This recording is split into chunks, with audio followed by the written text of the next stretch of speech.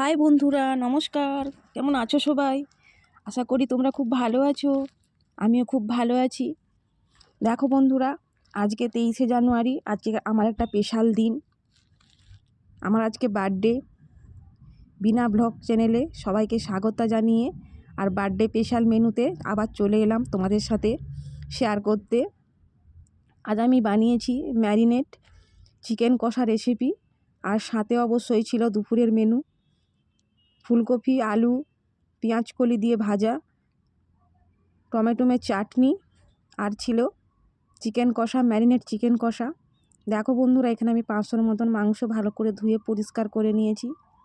দিয়ে যেহেতু আমি এখানে বানাচ্ছি ম্যারিনেট চিকেন কষা, তাই আগে থেকে সব মশলা আমি এখানে মিক্স করব।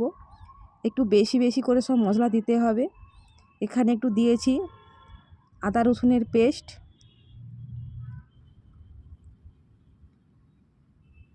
পরিমাণ মতন লবণ, হলুদ গুঁড়ো, লঙ্কার গুঁড়ো, জিরের গুঁড়ো, আর দেবো আমি এখানে 3 চামচের মতন টক দই, আর দেব সরষার তেল। সরষার তেল দিয়ে রান্নাটা করবে। দিয়ে ভালো করে আমি এখানে হাত দিয়ে খুব সুন্দর করে মেখে নেব। পুরোটা ভালো করে এরকমই চেপে চেপে মাখবে। দিয়ে আধা ঘন্টার মতন ঢাকা দিয়ে রেখে দিতে হবে। তোমরা এই রেসিপিটা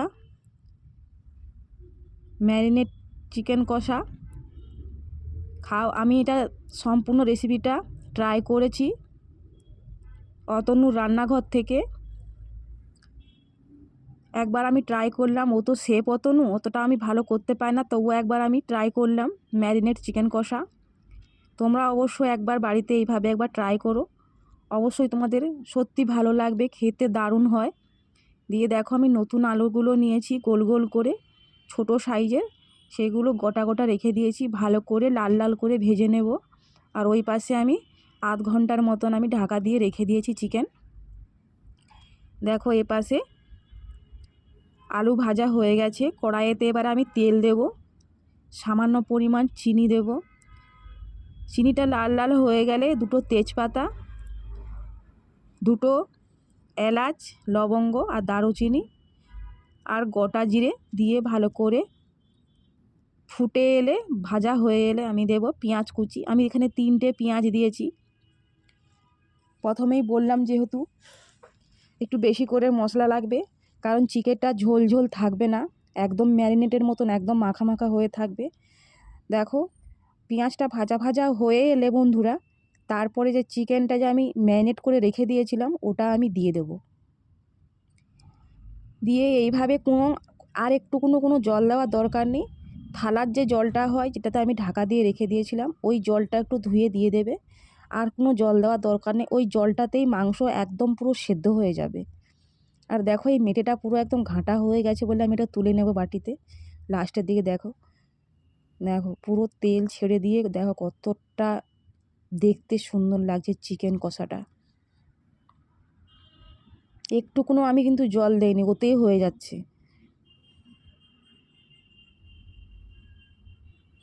দেখবে মাংসটা পুরো একদম হাড় থেকে সরে সরে চলে আসবে, গা থেকে ঝরে পড়ে যাবে, তখনই মাংসটা ভাবে যে সেদ্ধ হয়ে গেছে।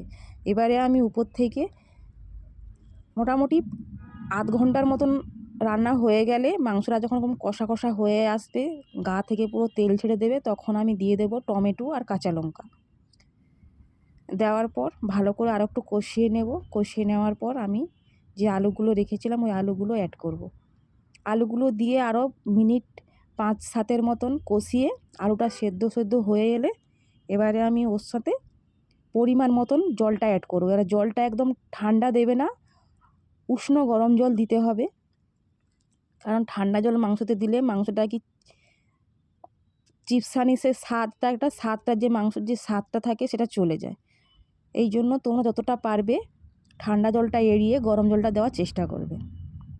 দেখো, আমি এখানে হালকা উষ্ণ গরম জল করে নিয়েছি, দিয়ে দিলাম। এই যে আমি জল দিলাম, আর কিন্তু জল দেইনি, পুরো কষিয়ে কষিয়ে দেখো মাংসটা পুরো গা থেকে ছেড়ে গিয়েছিল, তখন আমি দিয়েছি। এবার ওটা ভালো করে ফুটটাতে দেবো, ফুটতে থাকবে। ফুটানোর পরে উপর থেকে এবারে আমি ধনেপাতা অ্যাড করব। ধনেপাতাটা ফুটিয়ে নিলে তাহলে ম্যারিনেট চিকেন কষা গল্প শেষ, মানে রান্না খতম। তোমার যদি রেসিপিটা ভালো লাগে অবশ্যই লাইক কমেন্ট করতে ভুলবেন না। আর যারা নতুনরা বন্ধু দেখছো আমার চ্যানেলে অবশ্যই তারা প্লিজ একটা সাবস্ক্রাইবার করে দেবে। তোমাদের একটা সাবস্ক্রাইবারে, একটা লাইকে আমার রেসিপিগুলো দিতে আরও আনন্দ হবে, ভালো লাগবে। দেখো আমার এখানে চিকেন কষা শেষ হয়ে গেছে। এবার আমি একটা বাটিতে করে তুলে নেব। দেখো আমি ঝোল কিন্তু রাখিনি, একদম অল্প, মানে একদম গায়ে ঝোল রেখেছি। এইভাবে তোমরা একবার অবশ্যই বাড়িতে ট্রাই করো, অবশ্যই একবার বানিয়ে খেও।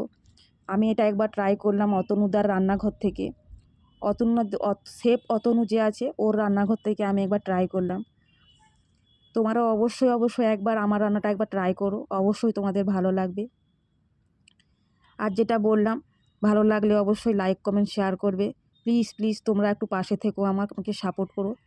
দেখো আমার চিকেন রান্না হয়ে গেছে, আমি তোমাদেরকে হাত দেখো কতটা নরম হয়েছে। কোনো প্রেশার কুকারে দিতে হবে না, এমনি। ভালো থেকো, সুস্থ থেকো, টাটা। ভালো থেকো, সুস্থ থেকো, দেখা হবে পরের রেসিপিতে। টাটা বন্ধুরা।